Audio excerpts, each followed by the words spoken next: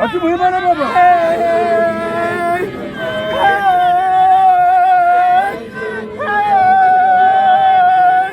Kali na kichwa tumewautwa. Wautwa. Kama ni watisa mtu ya pwano. Kama takukaa unatoka wautwa. Wautwa hii. Hauna mulato. Kala una mulato wautwa. Na kitoko tutume. Wansenyesa kwani waiti kuri kwa isa. Waiti. Kivata kumuruta simwene simwe. Akivate kuratsene montunu. Waiti kivate kuratsama yekontungu ya papa wa haki. Uiranyi mo Zimbabwe wena. Utaja makaka kwano. Wandwela muna. Ujama gaga kuda se taura lesiwa. Utasaida.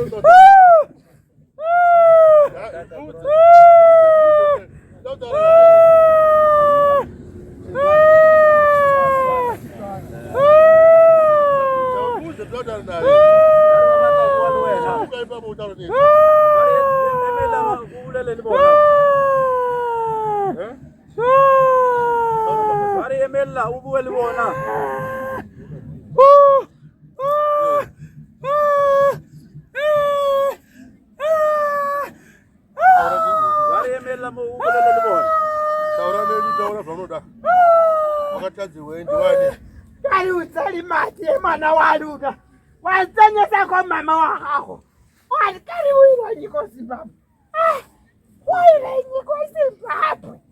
wabona alivati bwana wabona wakasena kwa Zimbabwe kari uiranyi waniisa kwa Zimbabwe kari kinyo babake mchana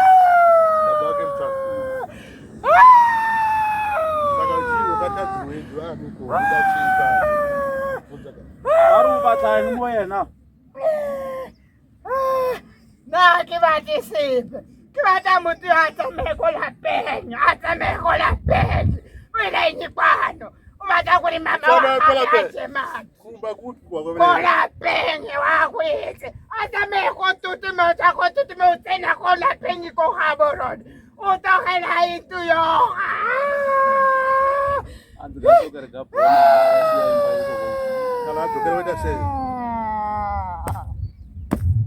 Baru utayetsa hi ngoka kwela mrawu.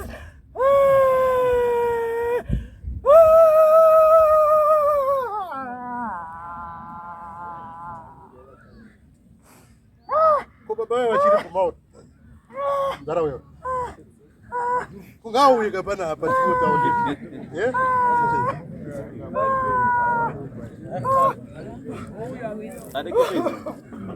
Muda daina sema mwana. Budisa budisa zese tuone budisa. Budisa iwe. Budisa tuone. Budisa. Budisa iwe.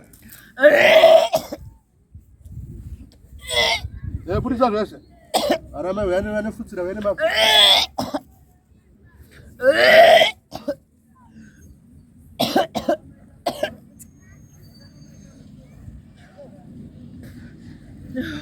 Budisa zese budisa.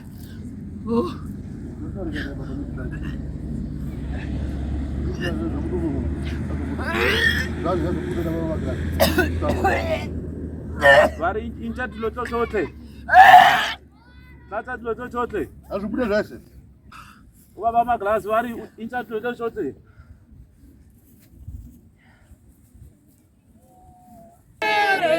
Jibara bebe.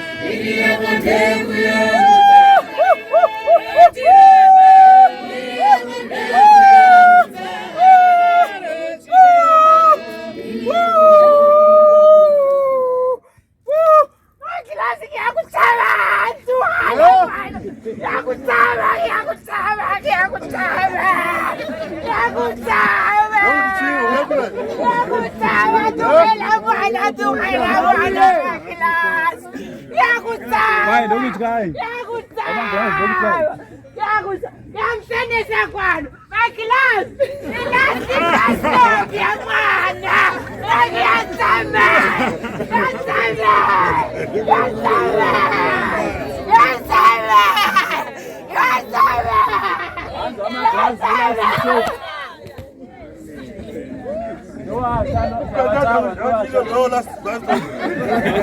Usikama na vidoma. Ni wote kuisiva. Au si right. Hallelujah. Hallelujah. Saka. Vidoma ndokupatwa zvakuliziva. Hallelujah. Amen. Ndiri aisi yangu mbiri baba. Amen.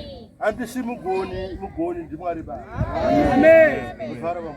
Amen. Hallelujah. Amen. Hallelujah. Amen. Zvepanyika pano tinogona kupanana mbiri nevasita. Asite zvababa.